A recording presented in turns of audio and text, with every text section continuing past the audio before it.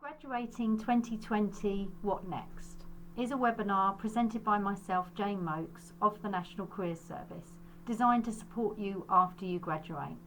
I'd just like to take the time to say well done, you have your degree and you've completed this through difficult times. Thank you for taking the time to listen in today, and I would recommend that you have your mobile phone on the ready in case you wish to take a photo of any of the slides for future reference, as this webinar covers a wide range of topics that may be useful for you to consider for the future. Aims and objectives. Aim to provide support to graduates of 2020 when considering next steps. Objectives: to give you information on researching your current options, to support you to understand what you could do with your degree, the National Careers Service website, how to look for work, including the hidden job market, completing an effective CV, different types of interviews, postgraduate information, next steps to enhance your potential, resilience when considering change, how to boost your skills, commercial awareness, and useful websites and alternatives to consider.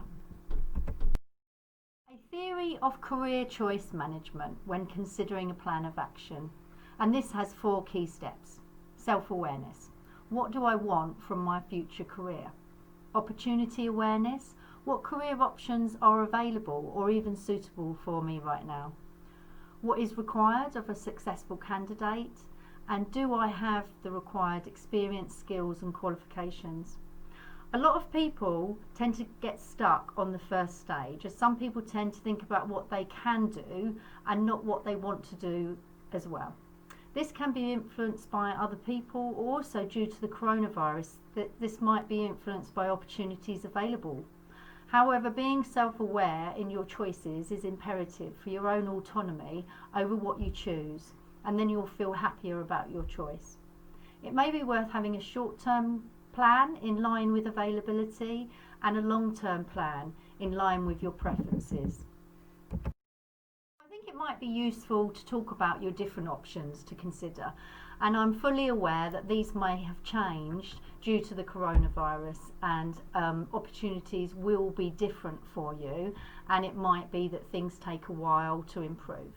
But I will talk you through some of the different options that you may have already considered or may not have considered. So obviously you've got a gap year, then that's going to be a little bit different than it might have been, because obviously there's certain countries at the moment that aren't available to you, but you can still consider a gap year and consider how you can do your gap year. Further studies, so you can do a master's degree or you can do a conversion course. So if you've already done your degree but you've changed your mind about what you want to do, or you've done a generic topic and you have a clear defined idea of what you want to do, you can have a look at conversion courses. There may be some internships available to you, some graduate programs. You might have to rethink your ideas, but there are some graduate programs out there still. Non-graduate jobs, apprenticeships, obviously full-time work. You can look at self-employment. You're highly qualified, you have your degree, wonderful news. So you can look at maybe whether you want to be entrepreneurial and go into your own business. And then obviously there is volunteering, and some of these options may coincide with a gap year. You might decide that actually you want to still do a gap year, you don't want to go straight into full-time employment, and you consider doing some volunteering alongside your gap year. I felt it was really important to include this slide and include it at the beginning of the session, and I'll tell you why. Some of you may have chosen a degree as you liked the subject, and at year 13 you were really unsure of what you wanted to do. And others of you may have chosen a career choice subject and now have changed your mind after 3 years. So I'm going to give you an example of how you can use the 2 links, and I'll take a history graduate. If you think about coming out of your history degree and what jobs are directly related to that, you would have heard of those: academic researcher, archivist, heritage manager. I'm sure at school they told you you could become a history teacher, gallery curator. But also think about the jobs where your degree can be useful. So these could be things like journalism, human resources officer, your solicitor, talent agent. The other thing to consider is what skills have you gained from your degree? You could have gained good oral and written communication, critical thinking, investigative materials, condensing, expanding facts, basing conclusions on statistical research, the ability to spot a train of events. So the two links below give good advice on specific degrees and might get you opening up your views on different roles. Therefore, I would suggest using these as a starting block if you are unsure of what to do next, as this can support you with your self-awareness. The National Careers Service is a free service available to you, and part of that service is our website. So I'm going to talk you through our website on the next 6 slides. So if you have a look at the top toolbar, second in is a skills assessment. That's a quiz where it will ask you a series of questions about your skills, your likes and your dislikes, and it will link you to jobs that might suit you. It might help you not to be pigeonholed within your degree, to start having a broader outlook on what's available to you. So I would recommend that section. There's a find a course section. There's some free courses on there if you want to have a look. There's a help to get a job, so that includes CV writing, interview tips, cover letters, filling out application forms, so that might be useful to you. And then the first section, explore careers, is what I'm going to go through on the next 6 slides, and this is where you can put in a particular job like I've done here, legal executive, and it will show you how to get into that job and what sort of salary you might earn. So on this slide it's showing you how to become a legal executive. So as you can see, you can go through a university course. So it might be that if you've done your degree, that might be topping up with a conversion course. You can go on to do a college course and an apprenticeship, and it shows you what your entry requirements are for that job. So in more detail, it will show you what you can do with a college course. So here it's showing you can do a level 3 diploma in law and practice, or a level 6 in a higher diploma in law and practice. It will show you how long this will take, and again it shows you the entry requirements. In detail, it will show you what you can go into via an apprenticeship route. So you're looking at a higher apprenticeship to become a legal executive. It will show you your entry requirements, and it will give you links to those entry requirements and guides to apprenticeships. It will also then show you what your day-to-day tasks might be in this job. These are really useful when you're considering a role. It can be really difficult to have a clear idea of what that role is going to look like. So have a look at the day-to-day tasks. Are those things that you would enjoy? You know, with this legal executive, looking at legal matters, legal documents, drawing up wills, preparing contracts.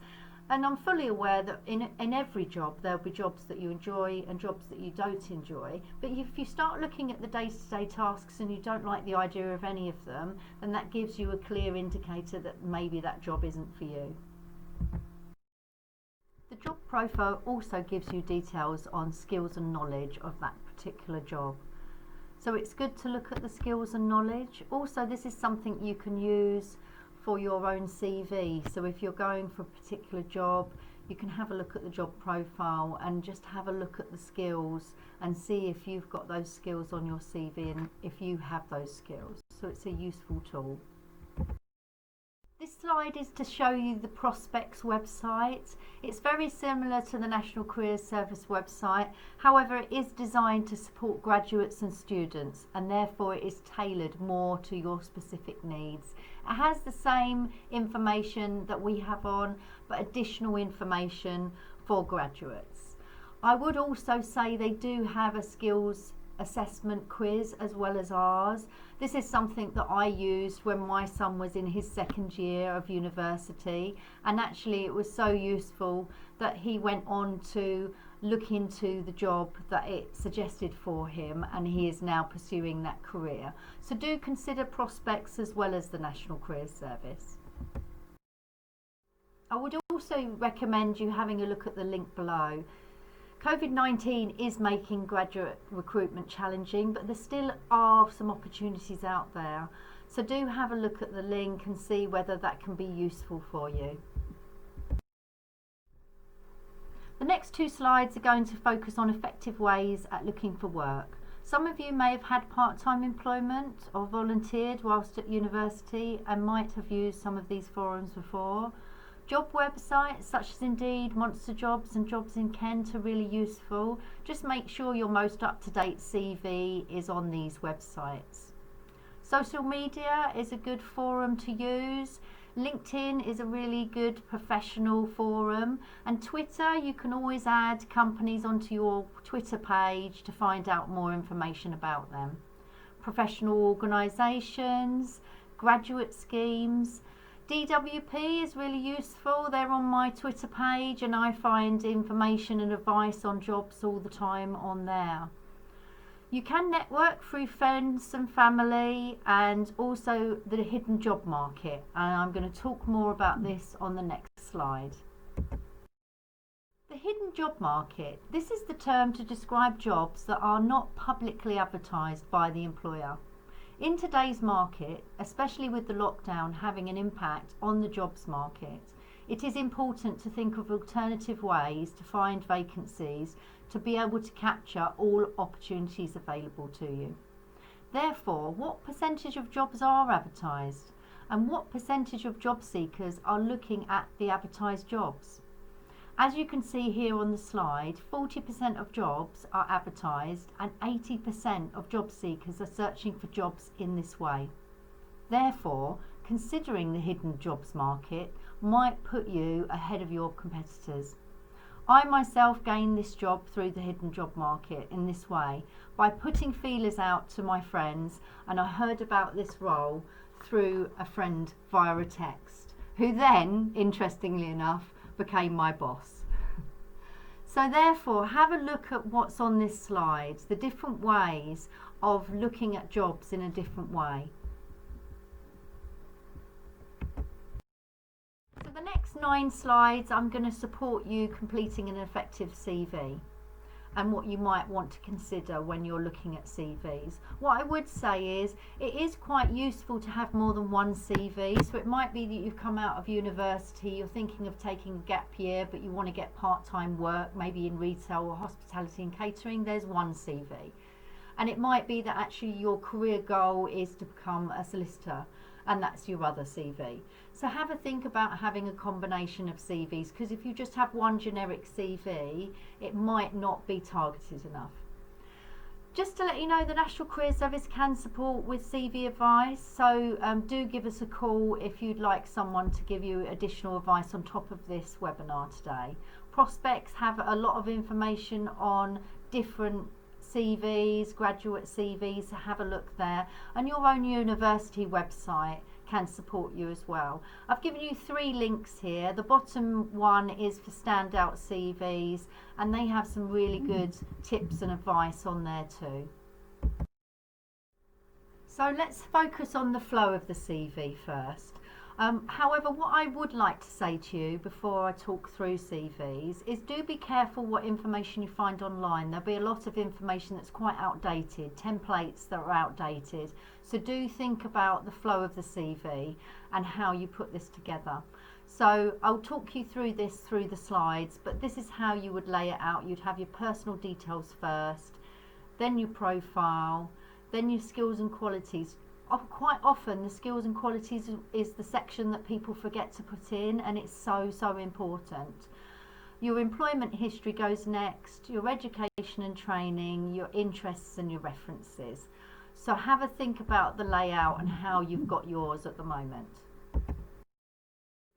So once you've put your personal details down on your CV, that's your name and your contact details and your LinkedIn account if you have one, then you need to start thinking about your personal profile. Whenever I do CV workshops, this is the one area that people always say to me they find the hardest. So hopefully I'm going to give you an example that might help. I love a good movie. I love a good thriller action movie. And when I'm going to go and see a movie, I read the synopsis, or I watch the trailer. And what do I want to know? I want to know what stars are in that film. I want to know whether it's going to be thrill seeking and action. I want to know if it's going to be the best film of 2020. So have a think about that when you're putting your personal profile together. What experience do you have? What qualifications do you have? What skills and qualities do you have? Do you have a unique selling point, something that another person may not have? And what reason are you applying for the job? It should be about 3 sentences long, and try and back up what you're saying. So if you're saying you're target driven, have you got experience of targets? And similar to that. So what I would say is, do focus on your core competencies, your skills and your qualities here. So then you've got your skills section. As I said before, this is quite often the section that I find when I'm doing someone's CV for them that actually they've left out. And it's so important, especially for you guys that have graduated, you've got something to shout about, you've got your degree. So that can be put on your skills and qualities as well. So think about the relevant job that you're applying for. These would be bullet pointed, so make it nice and clear, not in an essay form. So include positive descriptive words, provide information such as IT skills, excellent sales ability, have you used PowerPoint and Microsoft Word, have you hit target and exceeded your targets. So think about all those skills and qualities. Do, when you're applying for a job, have a look at what they're looking for, highlight what they're looking for, and have a think about whether you've put that down on your skills on your CV. The next section on your CV is your work history, and it's easy to lay your work history out. So your job title, your employer and your dates. Think about achievements as well as responsibilities. So what I mean by this is your responsibilities would have been your day-to-day tasks, but achievements would have been, did you get Employer of the Month, or were you given a good mystery shopper report? It is quite hard when you're starting out, so it might be that you haven't had a job yet. So think about the work experience you might have had at school, or if you've volunteered, or if you've done some babysitting, and put that down instead. The next 3 slides are an example CV for you, just to support you with your CV, because sometimes it can be quite hard doing your first CV. So as I've said, you've got your personal details, your profile and your achievements, and this is how you'd lay that first section out. This is the section on the example CV for your employment history, so it's nice and clear to see. You can bullet point your achievements and your duties if you want to make it a bit more clearer, so that's up to you, it's your CV. So then you'd have your education and training. Again, this is where you can showcase your degree, and also you can put some information about what you learned and what you did with your degree. You have additional information here, and also references available on request. So before I finish on CVs, I just want to talk about CV mistakes to avoid. Now the first one, typing errors, poor spelling and grammar. Well, you're all degree level qualified, you've spent 3 years doing essays and writing reports and doing lots of work. So hopefully, happy days, that won't be you that does that first one. Listing duties and not including your individual achievements. Not tailoring your CV to match the job. So as I talked about this earlier, have a think about the job application while you're updating your CV for the job. So if it's visually unappealing and difficult to read, don't make it too long. It should be 2 pages long, no more than 2 pages. And it should be really easy to see that information as soon as you look on that CV. And the reason it's important to do that is because most employers will only look at your CV for sort of 8 to 10 seconds initially before they decide that that's going to go on the yes pile. So make sure that it's easy to see all the important information. And as I say, don't make it too long or too short. So you're at the stage where you know what job you want to do, you've completed a CV, you've filled out your application form, and you've been successful, you've got an interview. Wonderful news. So let's have a think about all the interviews that you may come across, and they are changing and adapting. There's been a lot of different interviews due to COVID. So I'm just going to talk you through a few types that you might come across. So one-to-one, face-to-face interviews, just remember to keep it on a formal basis, even if the employer comes across as informal, just to show yourself as professional. So panel interviews, these are quite common. Don't feel worried about more than one person interviewing you. See it as a formal process. The employer may have a clipboard they're using to make notes, but don't be put off by this. Usually the panel will take it in turns to ask questions to you, so be prepared to adapt to each person. Good eye contact with all the panel members is really important. So you might have a group interview. So a group interview is a bit different. It's your chance to showcase your skills. The employer is going to look out for your ability to communicate and contribute ideas and thoughts to the team. So do participate, but don't dominate the group. Actively listen to others within the group and be encouraging and positive. So telephone interviews, these have been coming up a lot due to COVID. Be prepared and remember to have your mobile phone charged and ready for that call. You could also have some notes on hand that you can refer to. Smile while you're taking the call. I know this sounds funny, but it will give you a more positive impression of you, so the employer will hear your enthusiasm.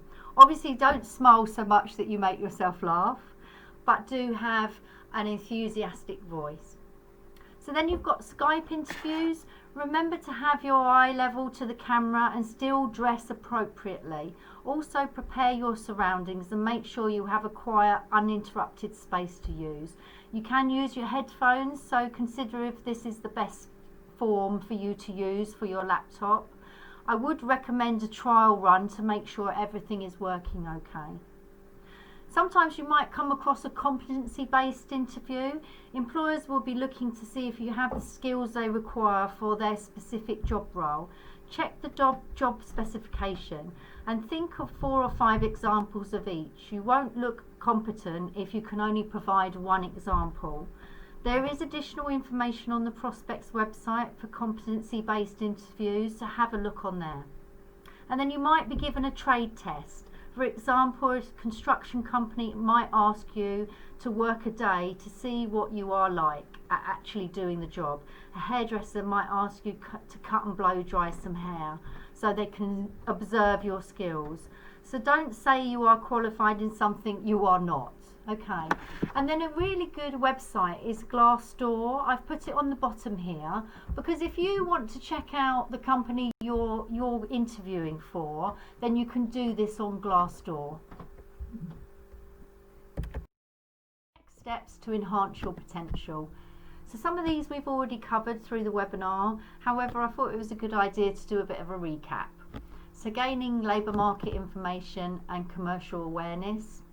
Looking into remote working and graduate schemes, investigating a range of internships, so I've given you some links for virtual internships, improving your online social presence, investigating postgraduate studies and funding, getting information advice, and that's again National Career Service can offer that for free, enhancing your CV, preparing for video and telephone interviews, developing an interest, and you may well have already done this during lockdown, taking an online course, learning a language, and volunteering.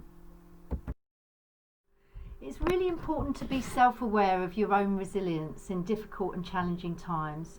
You all have already faced uncertainty and change, finishing university early and having to adapt to working at home base without books and resources you would normally take for granted, and adapt to different ways of doing your exams and finishing your year.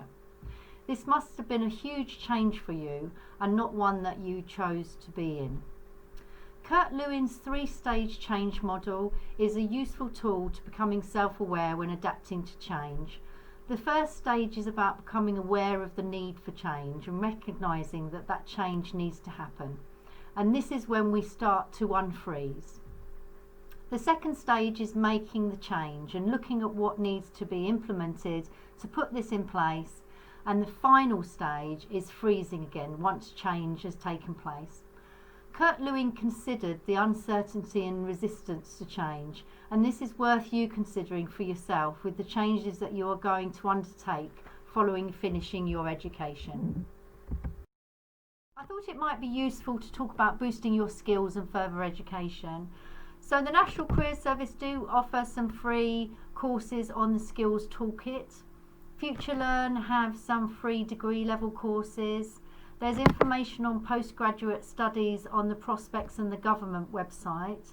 You might find that your local training provider or college offers some virtual or distance learning courses for free, and also Duolingo offer free language courses. Commercial awareness.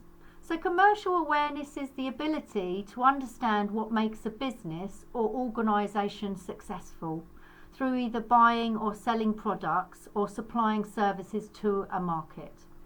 Therefore, when applying for a role, consider what the organisation is selling or producing and who is the customer.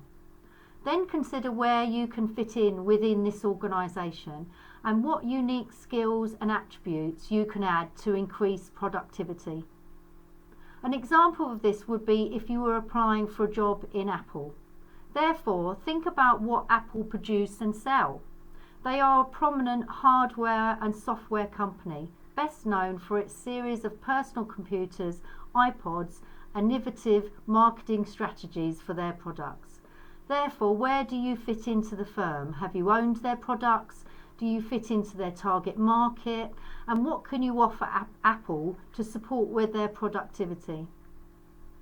With the difficulties we've all experienced this year with coronavirus and subsequently the lockdown, commercial awareness is a highly valued skill in the current employment market and one that I would recommend you consider. So here are some useful websites and resources for you. So you may want to take a photo of this slide. Do remember that your own university will continue to support with resources, and some universities will offer that for quite some time. So do look into that and do tap into that as well. So these are the aims and objectives that we've covered today.